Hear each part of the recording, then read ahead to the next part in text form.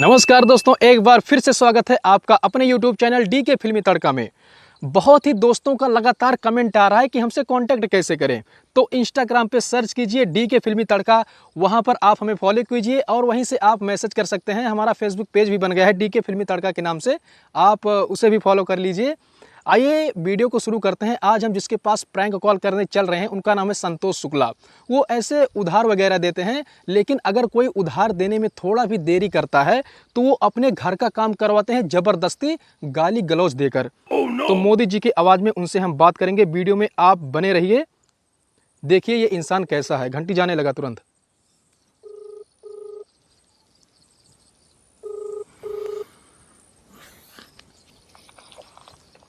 Hello, मेरी बात संतोष शुक्ला से हो रही है क्या?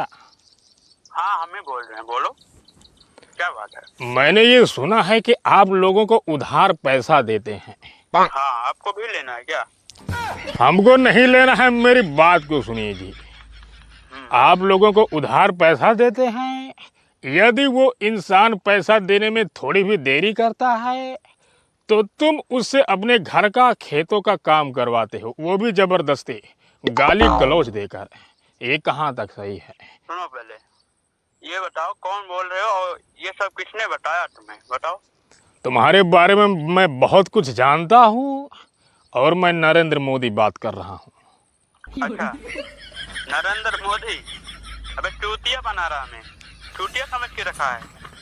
ऐसे भी इधर उधर फोन लगा के बोलेगा मैं नरेंद्र मोदी बोल रहा हूँ। अगर आपको यकीन नहीं हो रहा है तो और सुनिए। हाँ बोलो। 2019 की बात है। एक रामदीन नाम के बूढ़े व्यक्ति ने तुमसे 3,000 रुपया उधार लिया था। हाँ लिया था। उसने अपने बेटे भवानी प्रसाद से बताया कि संतोष शुक्ला से 3,000 रुपया उधार लिया गया है, लेकिन किसी कारण 1 साल के बाद रामदीन की मृत्यु हो जाती है। तो लगभग फिर 6 महीने के बाद उसका बेटा भवानी प्रसाद तुम्हारे पास जाता है 3,000 रुपये चुकाने के लिए, लेकिन तुम कहते हो कि तुम्हारे पिता 3,000 नहीं 10,000 लिए थे। ये सब किसने बताया तुम्हें, बताओ। इतना झूठा झूठा इंफॉर्मेशन।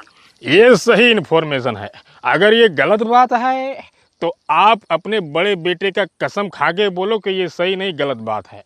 देखिए साहब, हम कसम वसम नहीं खाएंगे। आप प्रधानमंत्री जी बोल रहे हैं, माफ कीजिए हमको, हम पहचान नहीं पाए आपको। अब 24 घंटे के अंदर भवानी प्रसाद को 7,000 रुपये तुम वापस करोगे। 7,000 क्यों? जैसे उसके पिता ने तुमसे 3,000 रुपये उधार लिया था तो तुमने 10,000 तक का उससे काम करवाया अपने घर पे, तो बाकी का 7,000 तुम्हें वापस करना पड़ेगा। अच्छा, अभी पैसा नहीं है साहब। इतने फ्रॉड का काम करते हैं, उल्टा सीधा काम करते हैं, फिर भी आपके पास 7,000 रुपये नहीं है क्या? 24 घंटे के अंदर अगर तुमने पैसा वापस नहीं किया तो याद रखना तुम्हारे ऊपर कानूनी कार्रवाई भी हो सकता है, और इज्जत से जाके पैसा वापस करना जी।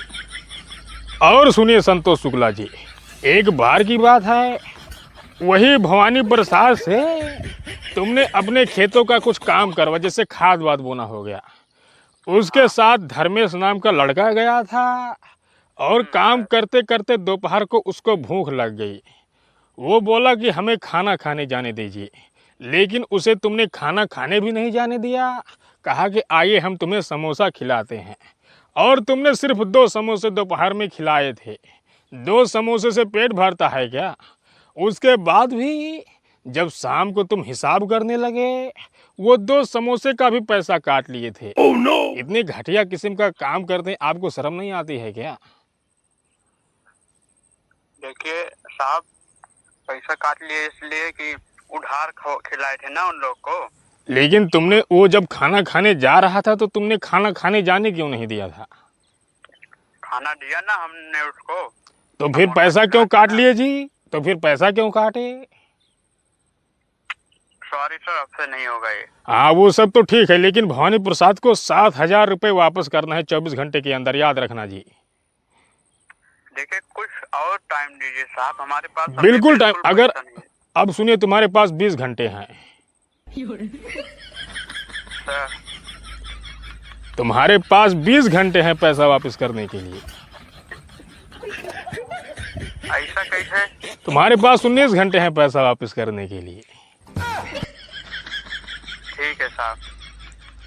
ठीक है संतोष शुक्ला जी, और भी लोगों से बात करना है, आपके जैसे बहुत ही घटिया किस्म के लोगों से बात करना है। ठीक है साहब। बहुत बहुत धन्यवाद, और ईमानदारी सीख लीजिए। ठीक।